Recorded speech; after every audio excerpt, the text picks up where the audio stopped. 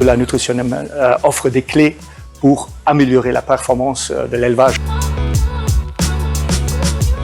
Nous représentons tous les fabricants d'aliments composés ici en Europe, à Bruxelles, au niveau des institutions européennes. Depuis 1959, on est vraiment la porte-parole pour défendre les intérêts des fabricants d'aliments composés, et bien sûr par rapport au cadre réglementaire, surtout la législation qui émane des instances ici à Bruxelles, mais aussi porte-parole au niveau, évidemment, d'évolution des marchés, matières premières avant tout, mais aussi marché pour les produits animaux, que ce soit sur le plan géopolitique ou crise sanitaire.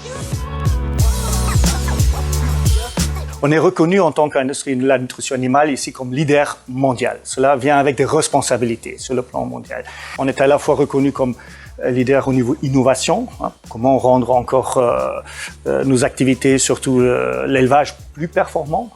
Et quand on parle de performance, on parle évidemment pas seulement des performances économiques, mais bien entendu, de plus en plus, comment intégrer des indicateurs de performance qui touchent à l'empreinte environnementale de nos activités, comment réduire les émissions gaz à effet de serre, mais aussi sur le plan comment répondre aux demandes sociétales qui touchent des domaines comme le bien-être des animaux ou encore la réduction de l'usage des antibiotiques au niveau de l'élevage. Et à chaque fois, nous sommes même convaincus que la nutrition offre des clés pour améliorer la performance de l'élevage à tous ces niveaux.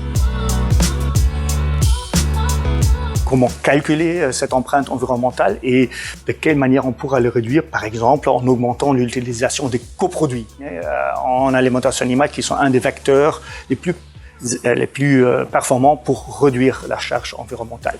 Donc ça, c'est l'axe environnemental. Bien entendu, il faudra le voir dans le contexte du fameux Green Deal. Il y a des objectifs où il y a une tension forte entre les objectifs, je mentionnais tout à l'heure le bien-être des animaux, où on parle de réduction de la densité dans les étables, etc.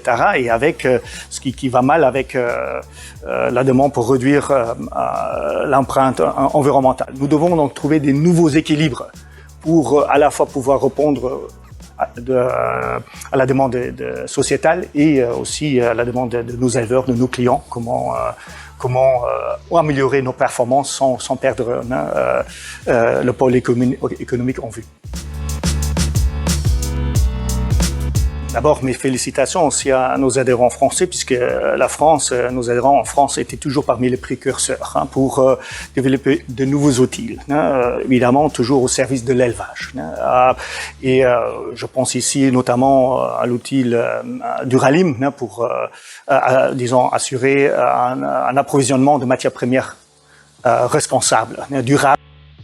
Puisque c'est un axe tellement important aujourd'hui pour qu'on puisse assurer une traçabilité parfaite de toute une matière première et qu'on puisse communiquer surtout plus efficacement. Je ne peux que féliciter mais aussi encourager nos adhérents en France pour ne pas lâcher le pied, mais surtout répondre à cette attente très forte, pas seulement de nos clients mais aussi de la société en général, que nous sommes acceptés comme vecteurs, comme acteurs pour mettre des solutions pratiques sur le marché. Donc il faut surtout veiller à ce que les actions, les nouveaux produits, les services qu'on offre à notre élevage soient bien présentés, soient bien communiqués à notre environnement, et pas seulement dans la filière, mais au-delà, envers nos décideurs politiques, que ce soit au niveau national et aussi au niveau européen.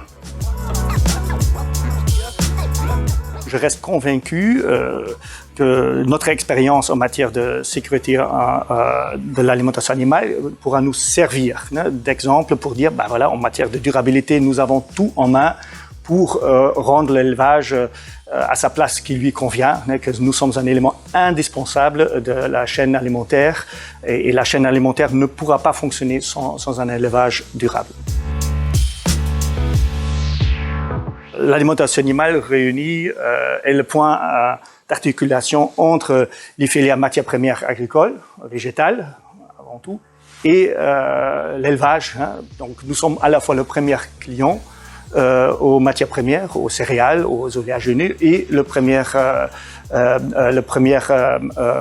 fournisseur de services et de produits dans le monde agricole. Notre prochain congrès, le 30e congrès de la FEFAC en Suède, où nous mettons en relief la circularité de l'alimentation animale. Je crois que c'est le concept de la circularité que nous devons employer pour clairement identifier le rôle qu'a l'alimentation animale dans les filières agricoles. C'est donc une occasion à ne pas louper pour rencontrer d'abord vos pairs en Europe, puisque l'innovation se fait dans tous les 4 coins de l'Europe. Nous avons besoin des échanges en direct pour apprendre de la façon comment gérer les défis qui sont très différents d'un pays à l'autre.